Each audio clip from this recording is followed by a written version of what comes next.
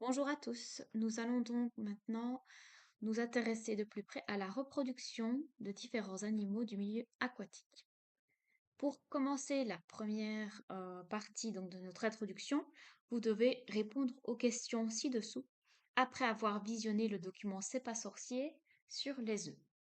Je vais vous montrer où vous pouvez aller le retrouver. Donc, sur YouTube, vous pouvez simplement taper C'est pas sorcier les œufs et donc vous pouvez visionner la vidéo. J'insiste sur le fait que c'est important de le faire et pas simplement recopier les réponses. Donc je vous mettrai un lien dans la vidéo pour pouvoir aller rechercher justement la vidéo. Donc une fois que vous avez visionné la vidéo et fait l'exercice, vous pouvez compléter les réponses. Donc quel nom donne-t-on aux glandes génitales mâles?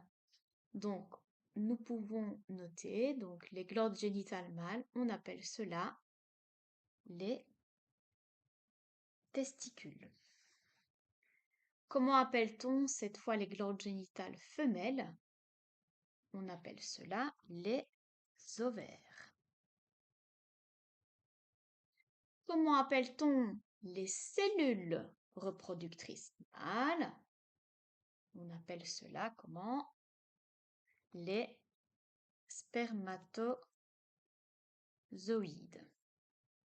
Et comment appelle-t-on les cellules reproductrices femelles? On appelle cela les ovules. Alors, attention, il faut vraiment être vigilant par rapport à la différence qu'on peut remarquer entre les glandes et entre les cellules reproductrices. D'accord? Donc, il ne faut pas confondre les deux. Alors, pourquoi est-ce que j'insiste sur ça? Parce que beaucoup d'élèves font l'erreur, ils mélangent ovaires et ovules. Donc, les ovaires, comme les testicules, c'est finalement l'organe, donc quand on parle de glande ici, c'est l'organe où sont fabriquées les cellules reproductrices, les spermatozoïdes donc dans les testicules et les ovules dans les ovaires. Alors, dans la vidéo, on vous cite aussi le nom de 10 animaux qui pondent des œufs. Donc, dans la vidéo, ils ne sont pas forcément mis, les réponses ne sont pas forcément mises dans l'ordre. Alors, quels sont les 10 animaux dont on parle qui pondent des œufs? On parle de l'escargot, la grenouille,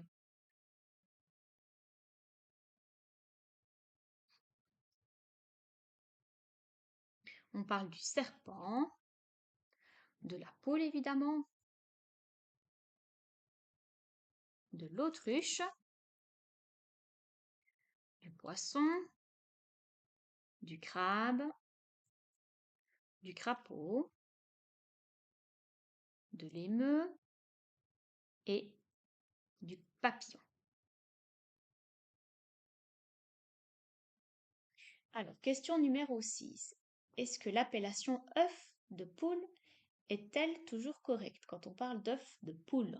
D'accord? Donc, on voyait dans la vidéo, quand on parle d'œuf de poule, donc finalement, les mammifères aussi ont des œufs. D'accord? Donc, une fois qu'ils sont fécondés.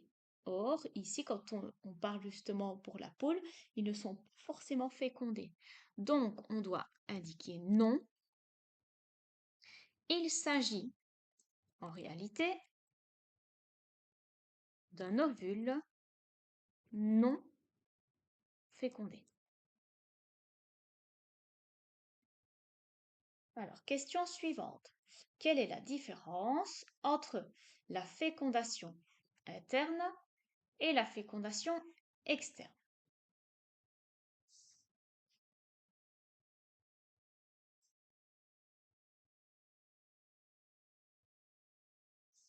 Donc, on l'entend déjà dans le mot. Externe, c'est à l'extérieur et interne, c'est à l'intérieur. D'accord? Donc, la fécondation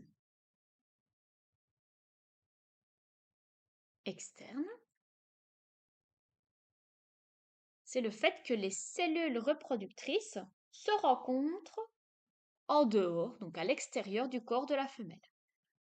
Donc la rencontre entre les cellules reproductrices, donc mâle et femelle, d'accord, a lieu en dehors du corps de la femelle. Et qu'est-ce qu'on peut noter alors pour la fécondation interne? Donc la fécondation interne, c'est le contraire. Donc la rencontre entre les cellules reproductrices a lieu à l'intérieur du corps de la femelle.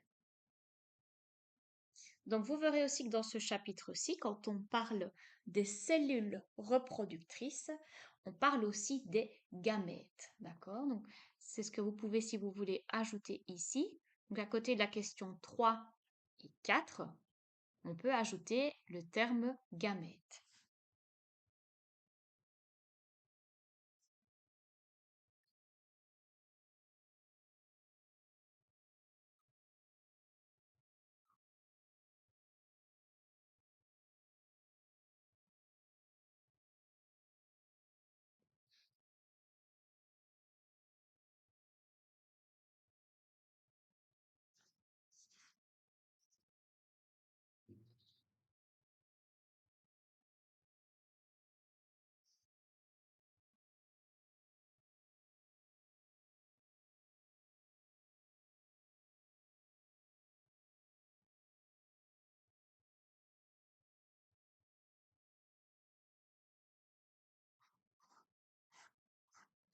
Alors, question 8. Explique la différence entre un animal ovipare et un animal vivipare.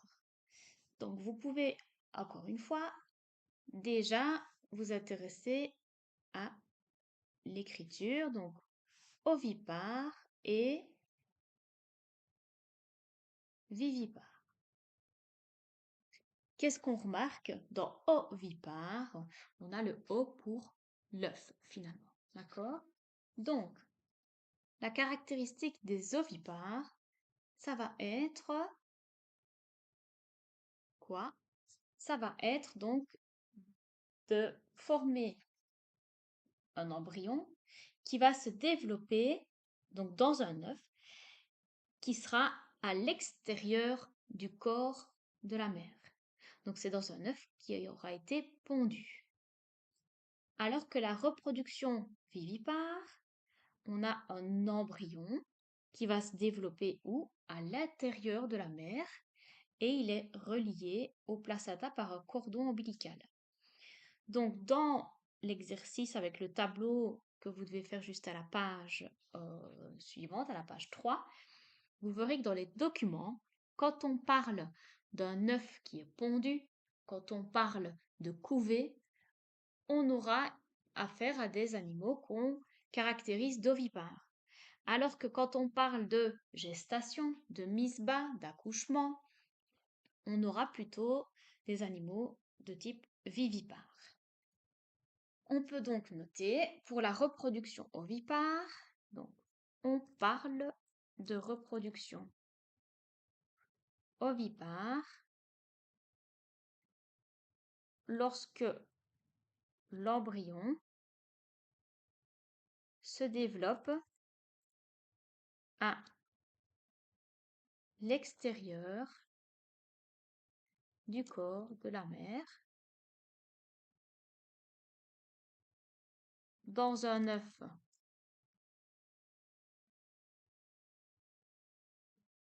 pondu, parfois protégé. Donc ça, ce sont pour les ovipares. Pour les vivipares, cette fois,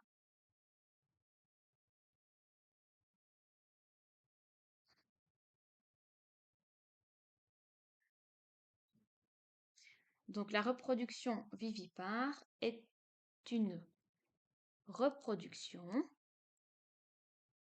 où l'embryon se développe dans le corps de la mère.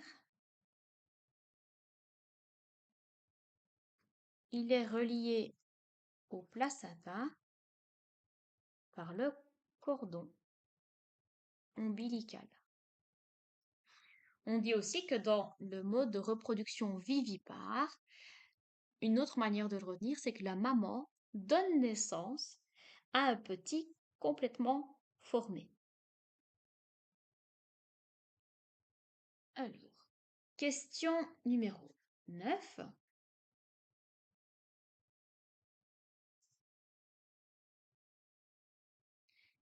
Que signifie le terme hermaphrodite? Vous l'avez peut-être déjà entendu quand on parle principalement des escargots euh, et d'autres animaux, comme ici on a vu la coquille Saint-Jacques. Donc, c'est un être vivant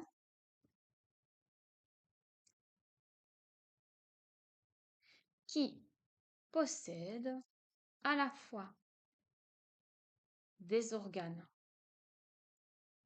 mâles et femelles. Attention,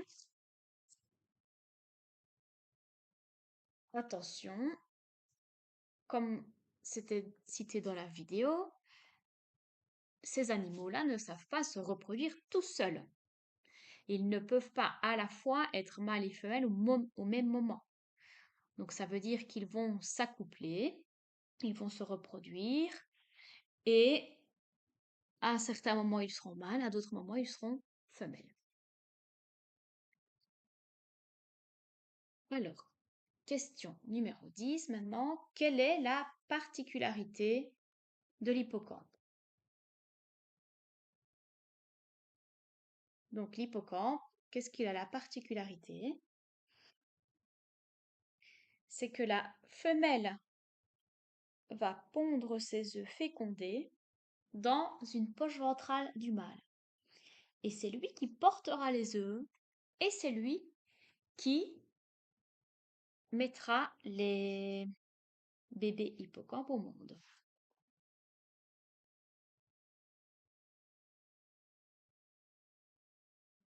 Donc, l'hippocampe a un mode de reproduction unique dans le monde animal. Donc, la femelle pond ses œufs fécondés dans une poche ventrale du mâle. Celui-ci portera les œufs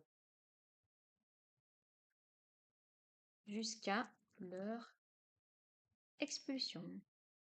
Donc, comme on peut le voir dans la vidéo, on voit vraiment le mâle donc qui contracte son abdomen pour expulser alors les œufs